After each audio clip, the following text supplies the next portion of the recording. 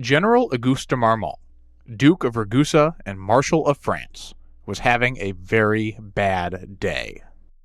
To be fair, a lot of Parisians were having bad days on July 28, 1830, not just Marmont. But if that was supposed to make him feel any better, it wasn't working. Here he was, one of the most distinguished military men of his age, ordered to kill his own people in defense of laws he opposed, and he was losing. Worst of all, Marmont wasn't even supposed to be here. He would have been safely at home if it weren't for those darn sheep.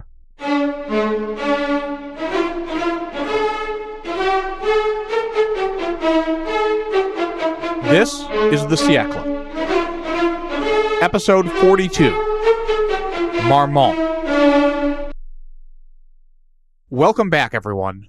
Thank you for following along as I relate these increasingly exciting events in July 1830. This is one of my favorite episodes of the show so far, so I hope you like listening to it half as much as I enjoyed writing it. Before I get going, I wanted to let you know about a cool new development. I'm now selling merch for the Siècle. If you've ever wanted to get the podcast logo on a sticker, tote bag, or t-shirt, now you can.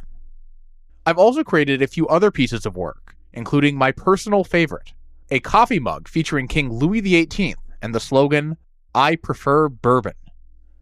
Visit thesiècle.com/support to check it out, or a link directly in the show notes. I also owe huge thanks to a ton of you who've generously begun supporting the Siècle since the last episode. Glenn Hoffman, Patrick Gappo, Bob Evans, Jack Beanland, Delmar Reffett, Nopecht, Mike Andruski, Ben Fisher, Owen Smigelski, Martin Mella, Bruno Beretta, Rob Remar, Gustafsson, Charles Haycox, Larry Eyre, Nick Bowl, Dak Ascott, Donald Eckler, and Hazim Esafan. Every single one of them gets access to an ad-free feed of the show, and so can you for just a couple bucks a month. Find out how to join them at thesiècle.com/support. The show is also supported by Evergreen Podcasts, where the Siècle is a proud member. Finally, if you didn't check out the most recent bonus episode, Supplemental 21, you should. It was a tremendously fun discussion with two other French history podcasters, Will Clark of Grey History, The French Revolution, and Everett Rummage of Age of Napoleon. Each of us nominated people from the French Revolution, Napoleonic, and Restoration periods for prizes in categories such as corruption, disappointment, and eloquence. But I do have a bit of a correction to make. In that episode, I nominated Martignac for the gold medal in misfortune. That was a deliberate lie on my part, because of the timing of when that episode came out. The actual person I would nominate for achievement in misfortune is the tragic star of today's episode, Marshal Auguste de Marmont. Buckle up, because by the time we're done, I think you'll agree. Marshal Marmont was appointed commander of the military district of Paris on July 25, 1830, the day that King Charles X signed the Four Ordinances. This was an unusual appointment in several ways. For one thing, you might recall from episode 38 that Charles's government had an experienced general in it, Minister of War Louis Auguste de Bourmont. There's no relation between Bourmont and Marmont, despite their very similar names, and no love lost between them either. A loyal ultra-royalist, Bourmont had been appointed precisely because he was seen as willing to fight on behalf of the Bourbons. Charles's son, the Duc d'Angoulême, said that Bourmont will mount a horse with me if this step becomes necessary. But in late July 1830, when the Bourbons needed a proverbial man on horseback, Bourmont was not in Paris. He was across the Mediterranean Sea in Algiers, having conquered the city for France a few weeks earlier. This meant Bourmont wasn't available to supervise the defense of Paris. It also meant France's experienced war minister wasn't around to coordinate military affairs. In Bourmont's place as acting Minister of War was Prime Minister Jules de Polignac, who had no military experience. Marmont's appointment on July 25th to the command of Paris's military district was also unusual because no one thought to tell him he was now in command. It appears that Polignac didn't expect any trouble. Marmont was just a contingency plan for the unlikely event that military support was needed. Oblivious, Marmont that day granted leave to his chief of staff to take a vacation. Now, lots of people were kept in the dark on Sunday, July 25th, with the Polignac ministry's drive for secrecy.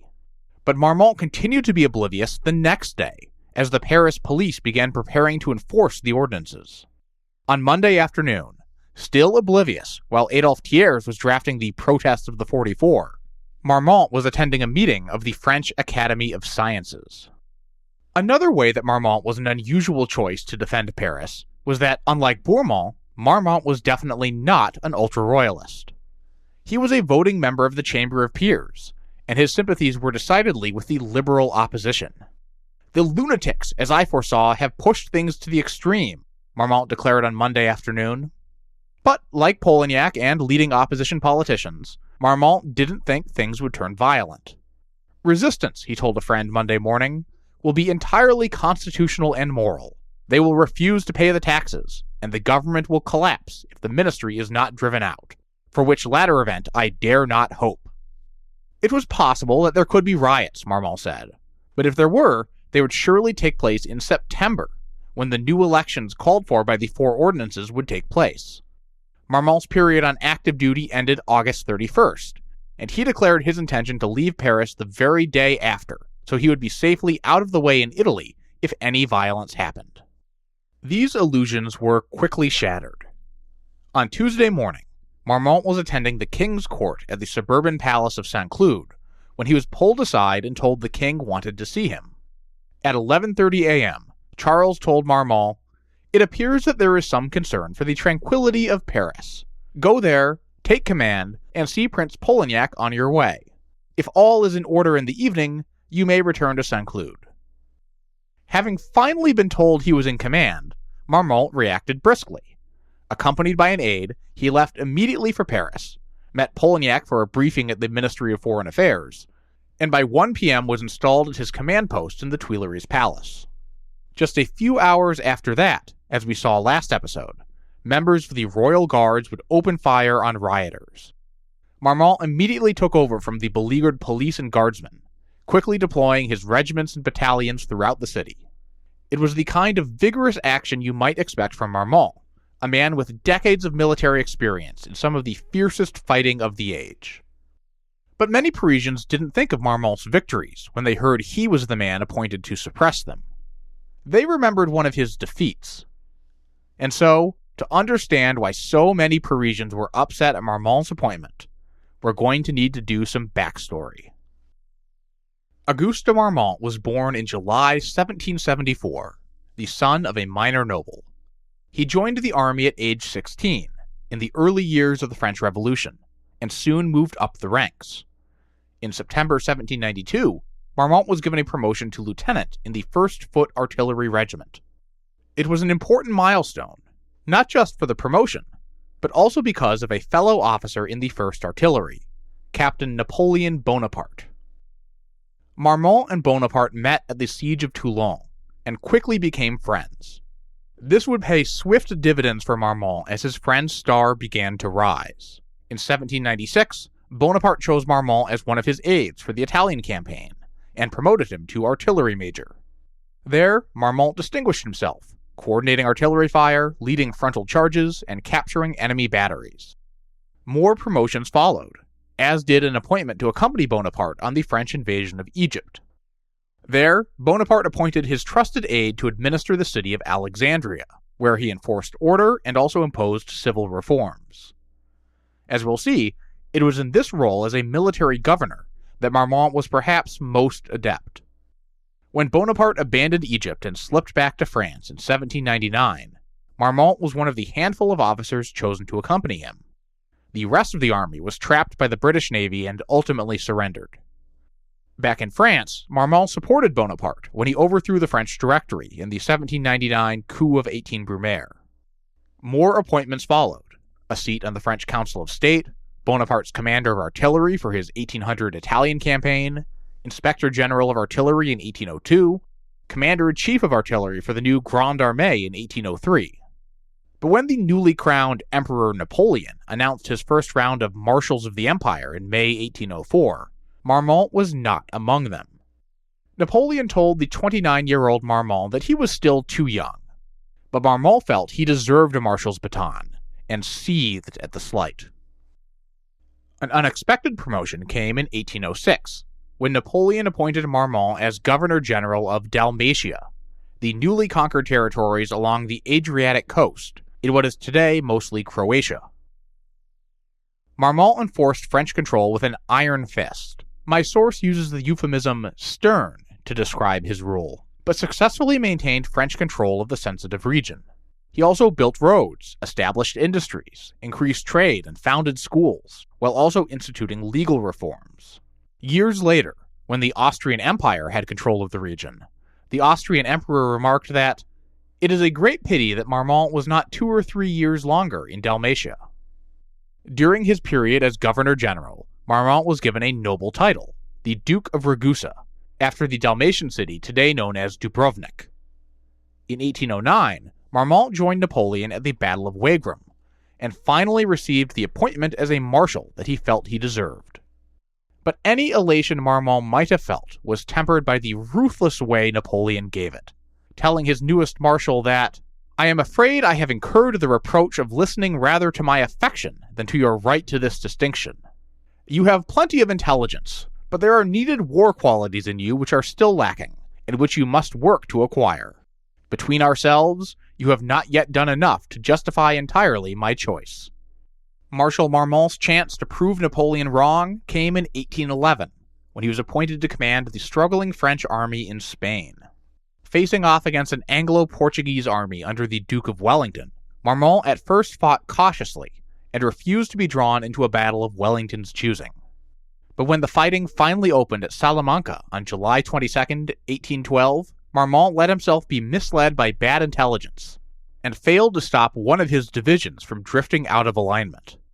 As Wellington charged the exposed French flank, Marmont was badly wounded by an artillery shell and carried from the field. Without its wounded commander, Marmont's former army suffered a resounding defeat. Napoleon never forgave Marmont for this defeat, which seemed to confirm the emperor's judgment of Marmont's limitations. "Let Marshal Marmont know how indignant I am with his inexplicable conduct," Napoleon said after receiving a report while deep into his 1812 invasion of Russia. The 2-decade-long friendship between these two military men was basically over. As he recovered from his wounds in Paris, Marmont began to make new friends: civilians, sophisticated salon-goers, and rich businessmen. People whose bourgeois liberalism was increasingly hostile to the declining Napoleonic Empire. It was these friends, and not Napoleon Bonaparte, who would be around Marmont in March 1814 when he made a fateful decision. Defeats suffered by Marmont and other French generals in Spain, combined with Napoleon's infamous 1812 disaster in Russia, marked the beginning of the end for the French Empire. There were moments where victory might have been salvaged after that, but by early spring of 1814, the Allies had invaded France itself. Napoleon, fighting on home ground, won a series of lightning victories that seemed, for a moment, like they might salvage the war. But Napoleon's victories were won in eastern France, and several days' march away, other Allied armies were closing in on Paris. Napoleon began racing his forces west, but the city needed to hold out long enough for him to arrive, which put a lot of pressure on the general in command of Paris's defenses in March 1814, Auguste de Marmont. Marmont and his fellow marshal Édouard Mortier beat back an Allied attack in the Paris suburbs on the morning of March 30th. Marmont fought hard and at the front, taking a wound to his arm and emerging from the battle covered in mud and blood. But his heart, like the hearts of many other French leaders in Paris, wasn't in the fight anymore. Napoleon's brother Joseph, acting as regent, gave permission to the marshals to negotiate a ceasefire, then fled the city. For his part, Marmont was convinced there was no point in further fighting. Doing so would only kill more of his soldiers, and possibly the civilians of Paris, if the Allied forces sacked the city like they threatened to do. But even if Marmont had been okay with casualties, he no longer agreed with the cause. As he relates it in his memoirs, during the ceasefire negotiations on the night of March 30th, there was a meeting at his headquarters with a great number of my friends, including Paris civilians. Everyone, Marmont writes, agreed on one point, that the fall of Napoleon was the only way to safety. He claims the Paris banker Jacques Lafitte was the most energetic voice in favor of Louis XVIII and the Bourbons as Napoleon's replacement. With written guarantees, with a political system establishing our rights, what is there to fear? Lafitte allegedly argued. 16 years later, when a Bourbon monarch tried to rewrite those written guarantees and that political system, Lafitte had emerged as a leading opposition voice, and Marmont was the man tasked with defending the same city he had once surrendered.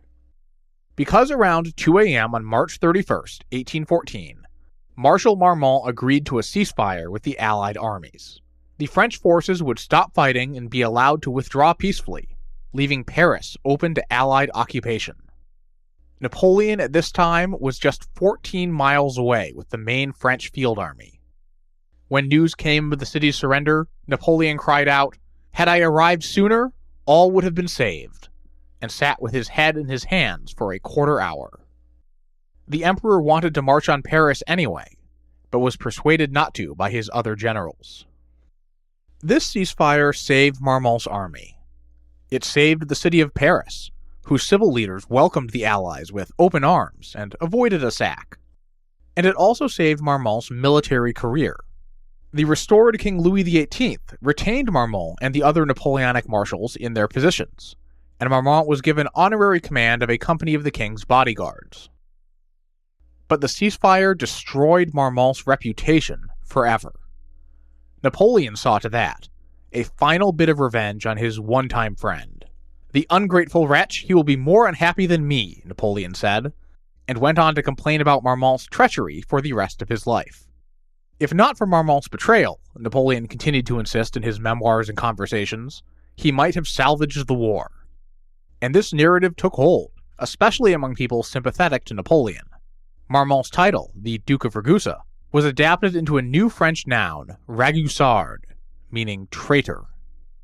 The passage of 16 years had not erased this infamy. One testimony to this comes from the eminent astronomer François Arago, who became perhaps Marmont's closest friend. But Arago admitted in 1830 most Parisians did not share his fond view of the Marshal, and that even he had to overcome some initial prejudice. As concerns the events of 1814, Arago said, "I held the opinion that, unfortunately for his reputation, is so generally held among the public." The mere existence of the Four Ordinances was devastating for Marmont, whose justification for his 1814 surrender was that the Bourbons would guarantee French liberties. As another friend, the Comtesse de Boigne, told him on Monday, July 26th, "You say that you were obliged to sacrifice yourself in order to obtain liberal institutions for the country. Where are those institutions now?" Traitor, hypocrite, sellout. That's what Parisians thought of Marmont before he sent soldiers into the streets to kill them. Because much as he would have preferred not to, Marmont obeyed his orders and began deploying the French army to put down the revolt. Regiments and battalions marched out of their barracks to take up strategic locations, including around the royal palace and on the wide boulevards that encircled central Paris. Marmont had at his disposal somewhere around 10,000 to 11,000 men.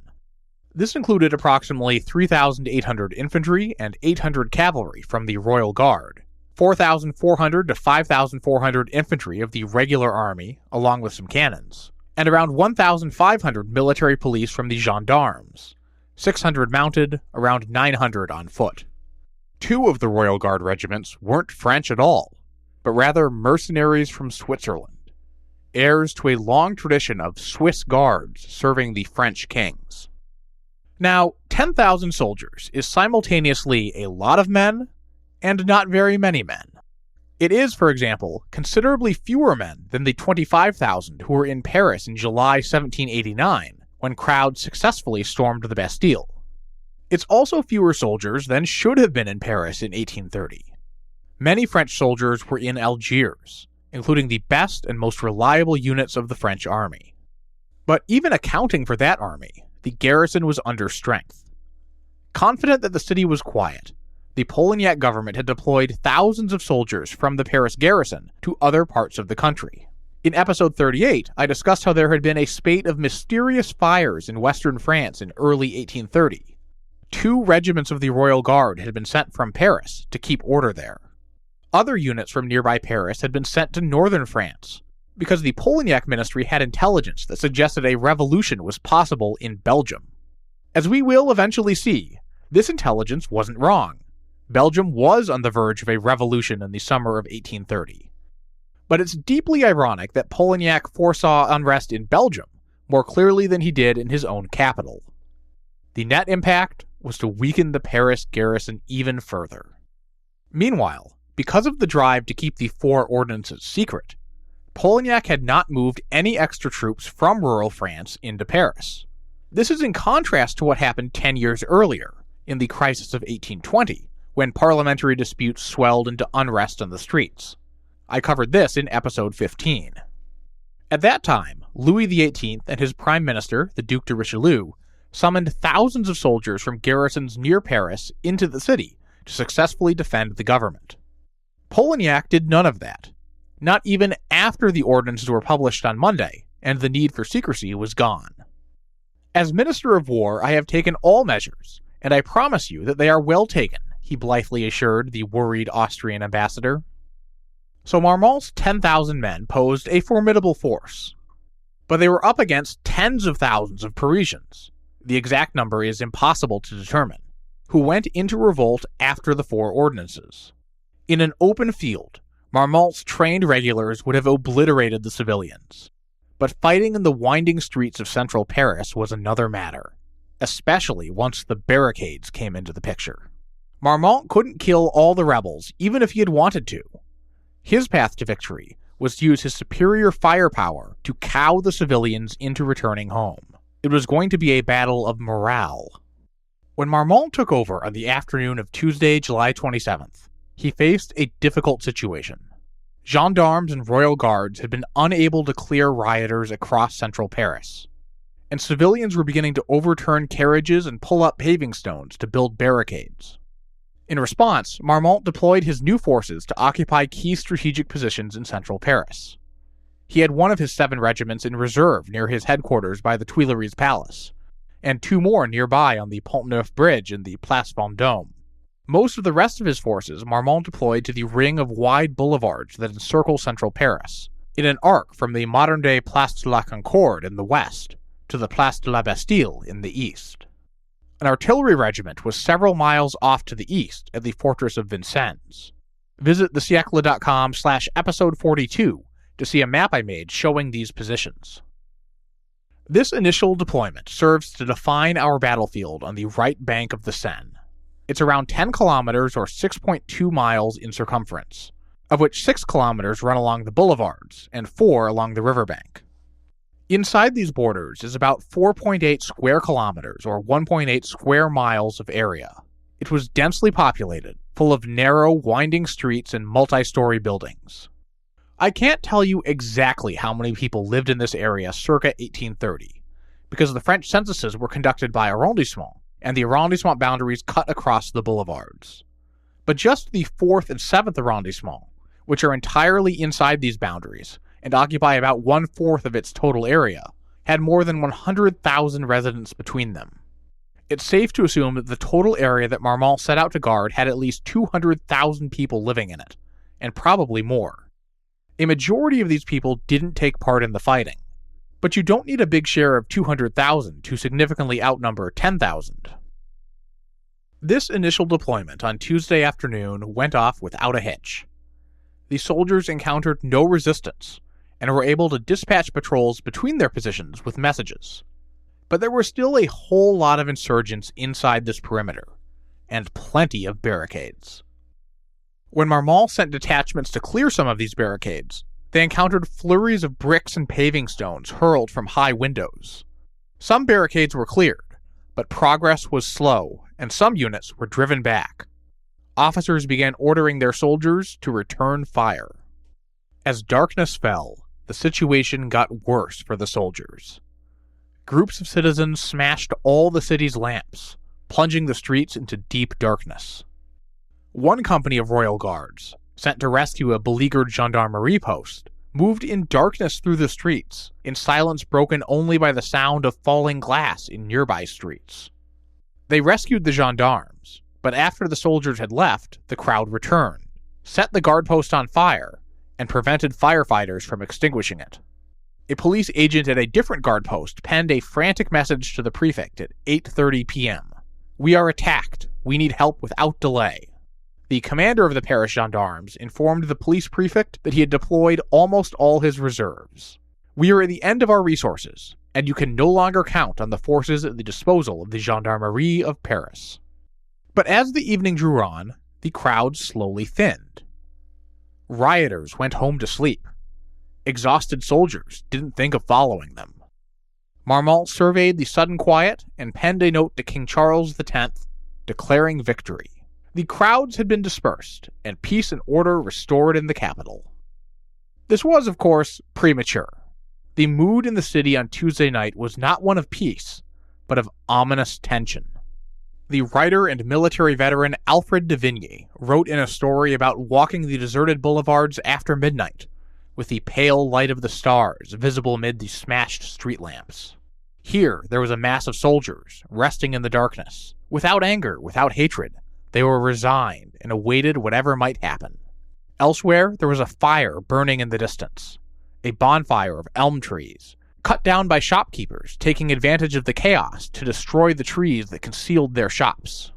And elsewhere, a group of workers gathered to talk, then flitted away down the little doors of alleys which opened like traps and closed after them again.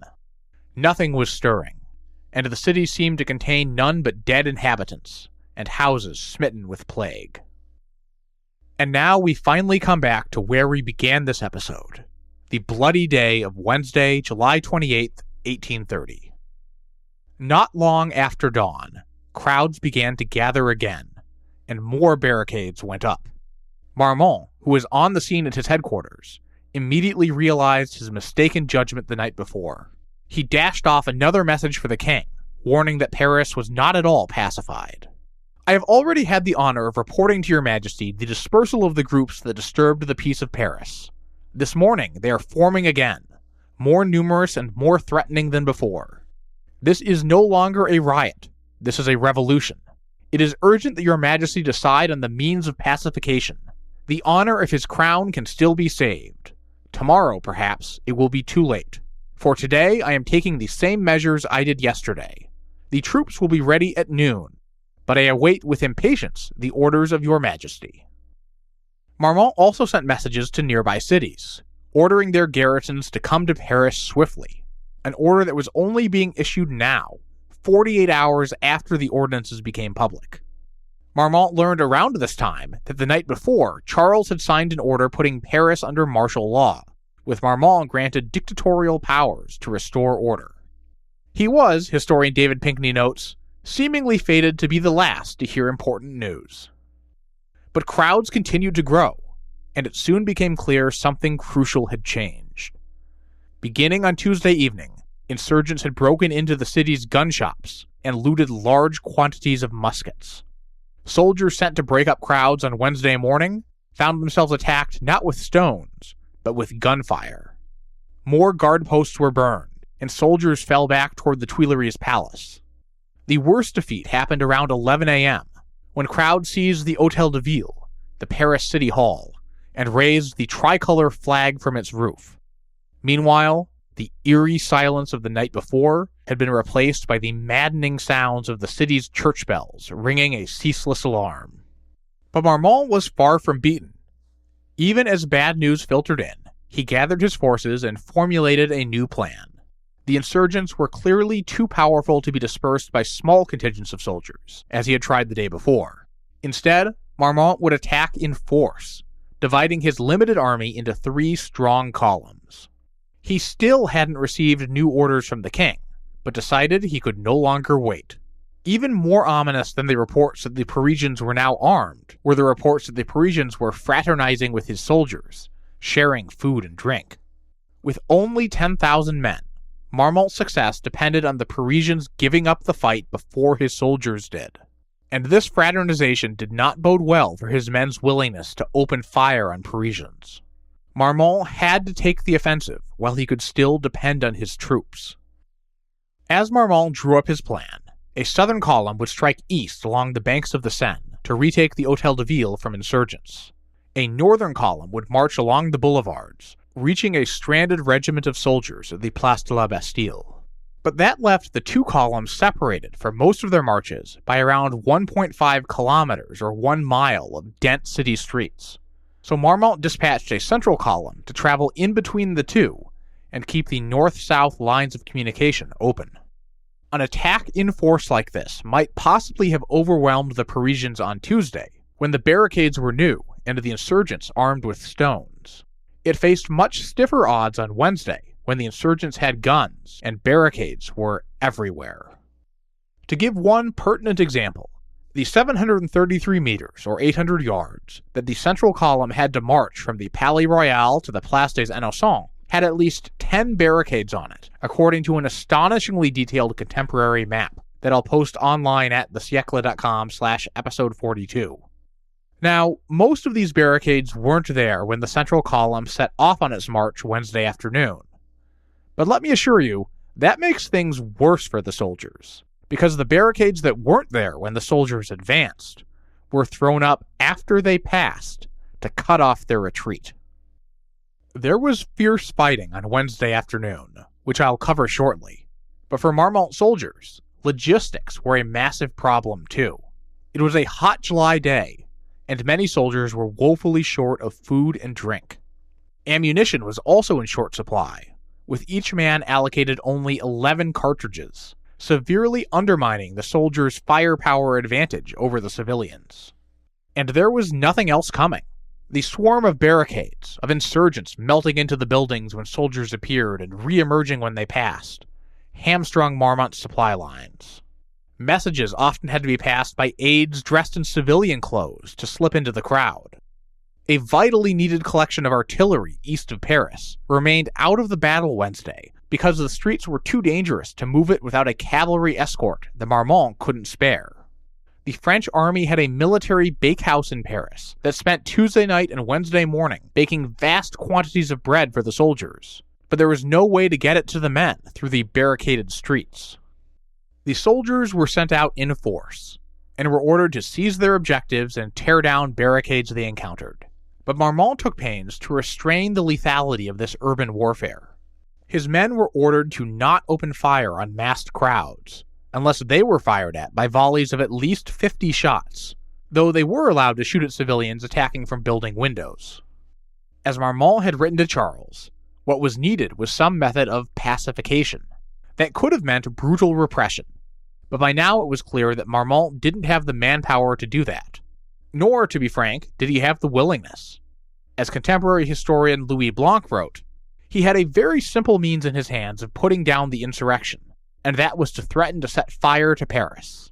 But there are men who have neither the courage of virtue nor that of crime. Marmont was strongly hinting that Charles should make political concessions, repeal the Four Ordinances, fire Polignac, something to appease the crowd and buy time to get the situation under control. But Marmont did not have the drive or imagination of his youthful friend Napoleon Bonaparte. He saw his role as strictly limited to military affairs. When opposition leaders visited him to urge peace, Marmont told them that, as a private citizen, he sympathized, but that as a military commander, he had no choice but to carry out his orders to suppress the insurrection. He obliquely suggested that the king make concessions, but did no more than suggest. Meanwhile, some of Marmont's commanders were also of the opinion that the carrot might be better than the stick. One of them wrote later that if he had been given a wagon of coins to distribute to the crowd instead of artillery, he could have calmed his district without firing a shot. But there were no wagons of silver or gold coins to distribute. On Wednesday, July 28th, the currency of Paris was lead and steel. We'll start our narrative of the afternoon's fighting with the northern column, which had the least bad go of it. Marching down the wide boulevards, these soldiers encountered little serious resistance except potshots from passing windows. Potshots to which the soldiers, as authorized by Marmont, returned fire. They reached the Place de la Bastille with modest casualties, though several battalions had exhausted their limited ammunition firing at snipers. Once there, they found the local populace fairly quiet, and prepared to return back to Marmont at the Tuileries Palace, only to discover that barricades had sprung up on the boulevards behind them, impeding their retreat. The central column likewise found little resistance on its initial advance to the Place des Innocents, as I noted. But as the column took up positions in the square, insurgents emerged out of the woodwork to barricade the square's entrances. 4 companies of infantry, 2 cannons, and 15 mounted gendarmes were trapped, and worse, exposed. What one officer called a disgusting populace opened fire from windows and barricades on the soldiers in the center of the square. There was little cover except for some market stalls. After hours of fighting, the soldiers were still trapped, still hungry and thirsty, but now beginning to run low on ammunition. An aide disguised in civilian clothes snuck through to Marmont with a report, and the marshal promptly dispatched 2 companies from his reserve to the rescue. But the rescuers soon found themselves in a pickle, trapped between 2 barricades. Some soldiers deserted, going over to the side of the rebels, and the colonel in charge of the rescue force gave up and led a fighting retreat. Another rescue force, a battalion of Swiss guards, had a more embarrassing experience. They got lost in the winding Paris streets and wandered around under fire for crucial hours. Eventually, the Swiss finally reached the Place des Innocents, but they too were now low on ammunition. Still, the combined force held together and forced its way out of the square and south to the banks of the Seine. The southern column encountered the fiercest fighting.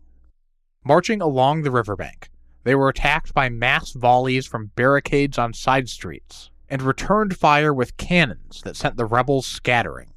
They reached the Hôtel de Ville and came under fire from insurgents in the windows. Swiss guards forced their way into the city hall and cleared it out in hard hand-to-hand fighting. But after that, their advance culminated. No new supplies came, and eventually the commander moved his entire force inside the relative safety of the Hôtel de Ville. There were other forces nearby that might have helped. The northern column, cooling its heels at the Place de la Bastille, ultimately tried to push west to assist the soldiers at the Hôtel de Ville, but encountered a particularly robust barricade. The insurgents used clever tactics, such as allowing the royal vanguard to break through, then unleashing gunshots and paving stones from above as they picked their way over the barricade. The northern column made no progress. Ultimately, in the early evening, a new order from Marmont got through. They were to retreat. A final attempt to reach the Hôtel de Ville failed, and the detachment ultimately slunk home across the river, in the less contested left bank. Meanwhile, the central column had retreated down to the banks of the Seine, but their fighting spirit was drained. When the southern column finally abandoned the Hôtel de Ville and retreated late at night, they passed the central column, exhaustedly bivouacked on the riverbank. All 3 columns ultimately made their way back to Marmont's headquarters late Wednesday night, bloodied, exhausted, and ultimately unsuccessful in achieving their objectives. The soldiers had fought hard, despite severe supply limits and a punishing urban battlefield, but they had no more fight left in them. Marmont told Polignac, who had been urging him to hold firm, that he could not resume the attack on Thursday. The best he could hope for, Marmont reported, was to hold a defensive position around the Tuileries Palace and the Louvre. He thought he could hold this position for 3 days, long enough for the belated reinforcements to arrive from the provinces. We'll see in a future episode how this hope turns out for Marshal Marmont, but I wanted to pause now to take a step back from the streets of Paris and make sense of all this. Marmont was undeniably put into a terrible military situation, thrust into command with no warning, with starkly inadequate forces for the mission at hand. Even Napoleon himself might have struggled to win a similar battle. But even given that, observers at the time and ever since have not rated Marmont's performance as a general on July 27th and 28th very highly. Marmont failed to secure his supply lines or to prevent the seizure of vital armaments by the insurgents. He repeatedly divided his already outnumbered force into small squadrons on Tuesday and into the attack columns on Wednesday that weren't able to support each other and were never sufficient for the task at hand. Earlier, I mentioned how Marmont knew he couldn't kill all the civilians. He had to persuade them to stop fighting. It was a battle of morale. For the Parisians, like those seen fraternizing with Marmont's troops Wednesday morning, that meant persuading the soldiers to mutiny or desert, to refuse to fire on their fellow countrymen. Many civilians cleverly tried to drive a wedge between the different components of Marmont's army, the regular troops of the line on one hand, and the Royal Guard and gendarmes on the other. Civilians coming into contact with Marmont's forces were frequently observed to chant, "Long live the line, down with the Guard." For Marmont, winning the battle of morale meant showing the insurgents the cost of their insurgency by bringing them face to face with his professional battalions, lancers, and artillery. And this wasn't necessarily an absurd strategy. A reckless charge into a determined opponent can get your troops massacred. That same charge into a wavering opponent might send them running and win the day. Marmont's strategy of sending in the army as a show of force might have worked if the Parisians had been less determined. If they had been mere rioters, out on the streets to smash some windows and throw some rocks, but not prepared for an actual fight. Unfortunately for Marmont, the Parisian insurgents in July 1830 were considerably more determined than that. They didn't flee home when faced with soldiers. And so when civilians went toe-to-toe with Marmont's columns from barricades and apartment windows, they had essentially already won the only battle that mattered, the battle of morale. Marmont did adapt his strategy as it became clear his earlier approaches weren't working, but often too little, too late. His command was characterized by a general lack of initiative, including frequently waiting idly for crucial hours for orders to come from King Charles. Alfred de Vigny, in the work I quoted from earlier, wrote how the French military of the age was marked by a spirit he called passive obedience. The most absurd, the most stupid order must be obeyed without a word, de Vigny wrote. He acknowledged that in an army, obedience is necessary. Despite the problems of passive obedience, he says things would be much worse if it did not exist. But de Vigny also gives examples of generals in the Napoleonic Wars putting themselves in absurd situations by practicing passive obedience instead of exercising initiative. They were afraid of only one thing, de Vigny notes, not obeying punctually the orders which they had received. It's not hard to see something of this spirit in Marmont, waiting haplessly for orders to come from King Charles, miles and miles away from the action. Nor is it difficult to understand why an experienced officer like Marmont, who had demonstrated independent command in the past, might prefer a spirit of passive obedience when enforcing laws he personally opposed. This spirit of passive obedience didn't help Marmont win the battle, but it may have eased his soul. There is one final indignity we need to pile on poor Marshal Marmont today. A crowning absurdity that takes his story from tragic to tragicomic. Because had things gone differently, Marmont wouldn't have been around to be given this cursed command. He should have been safely retired. Which means it's time, finally, to bring in the sheep. By now you've already gotten a certain image of Auguste de Marmont's personality. He was a professional soldier and an able administrator. His record of judgment on the battlefield was mixed, but he had undeniable physical courage and a gift for the intellectual side of warfare. In the Restoration, he toured Europe to study the organization of other European armies. Later in life, he published a well-regarded work of military theory. This was a man who was a member of the French Academy, who hung around with astronomers. So it should come as no surprise that when Marmont found himself wealthy and idle during the largely peaceful Bourbon Restoration, he didn't just retire to his country estates, he tried to improve his estates. This itself was not unusual for wealthy and prominent men like the Duke of Ragusa. Rural France at this time was dotted with agricultural societies, devoted to sharing the latest insights and conducting experiments into new agricultural methods. And nobles, even peers of the realm like Marmont, were prominent members. Being this kind of innovative landowner matched Marmont's ambitions precisely, especially because he was rich, but not that rich. Marmont wanted to experiment, but he also needed his experiments to pay off.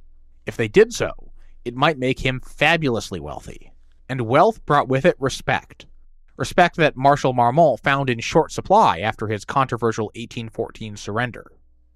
Working from a small estate in eastern France, Marmont explored different forms of industry and agriculture before settling on sheep as his best bet.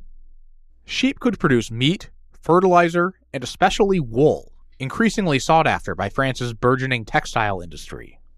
He began buying purebred merino sheep in 1816. In the first few years, he spent more than 10,000 francs buying 142 merino sheep, a price considered very high at the time, as well as hundreds of other sheep of less prestigious breeding. Some of this outlay was soon lost when some of the newly purchased sheep began to die. It seems area shepherds had taken advantage of this free-spending general to offload weaker animals from their flocks. Undeterred, the forward-thinking Marmont hired a veterinarian to help run his operation and vet his purchases. Through births and continued purchases, Marmont soon owned nearly 5,000 sheep, who were beset by all kinds of disease: sheeppox, scabies, anthrax, and a tapeworm infection called turning disease. Marmont fought back, including by vaccinating his flocks against sheeppox, just a few decades after Edward Jenner's pioneering work. The vaccination campaign was successful. Unfortunately, another effort to protect Marmont's sheep proved to be a fiasco. The idea, as the story was related by Marmont's friend, the Comtesse de Boigny, was that Marmont would protect his sheep from infections by giving the sheep clothes, overcoats, morbidly sewn from the skin of other sheep, on top of their natural wool. As Marmont drew up his business plan, each sheep jacket would cost 4 francs and would last 18 months. The protected sheep would produce finer wool that could be sold for 6 or 7 francs extra, and deaths from disease would be sharply reduced. The Countess reports that Marmont spent all winter bragging about his dressed sheep. Unfortunately for Marmont, this scheme turned out to be a bit wool-headed. The Comtesse de Boigny claims the sheep jackets cost 7 francs each, 9 francs after accounting for the cost of regular repairs. That's a 125% cost overrun. Meanwhile, the jackets only lasted 12 months, not 18. The wool did sell for more, but only a 2 franc premium, and diseases were at least as frequent as before. That's not even counting the opinion of the poor sheep, who the Countess describes as looking almost stifled by the heat in their extra layers. If we take the Countess's numbers at face value, then every sheep jacket cost 9 francs extra to generate 2 extra francs in revenue, a 7 franc loss per sheep. With nearly 5,000 sheep, we are talking net losses in the tens of thousands of francs. Expecting windfall profits, Marmont had paid for the sheep and their accoutrements by borrowing heavily. When those profits didn't materialize, Marmont was in deep trouble. And then things got far worse when France was hit by the Panic of 1825, a widespread recession that I discussed in episode 35. This sheep jacket debacle is very funny, but it also ended up mattering. The only way Marmont could make the payments on his massive debts was to garnish his military salary. Almost all his income was pledged to his creditors. Now we come forward to 1830, but not yet to July. As Jules de Polignac planned out France's invasion of Algiers, it was an open question as to who would be put in charge of the operation. Marmont desperately wanted this honor, but as we've seen, the command went to the war minister, Bourmont. Insulted at being passed over, Marmont considered resigning in protest. But he couldn't quit. He needed his salary to pay the massive debts he had incurred from his disastrous sheep jacket venture. So Marmont gritted his teeth and kept his job, which meant that when Jules de Polignac needed to appoint a general to command the Paris garrison, just in case there was any unrest, it was Auguste de Marmont's turn in the rotation.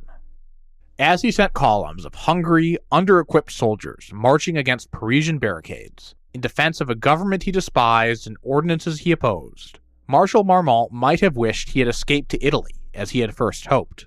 He might have even wished he was back on his ruined farm in eastern France. But he wasn't. Thanks to his sheep, Marmont was here in Paris, and he would do his duty, even if it ruined him. Thank you all for following along. This has been one of my favorite episodes of the show so far. Marmont is such a tragicomic figure, talented but doomed by his own flaws to undermine everything he holds dear. We're not done with him yet, though. Instead, we're going to follow another group of men who met with Marmont on Wednesday afternoon. Because if Marmont's columns couldn't end the rebellion, and Charles wouldn't end the rebellion, then that left the initiative in the hands of everyone's favorite class of people. Join me next time for episode 43, The Politicians.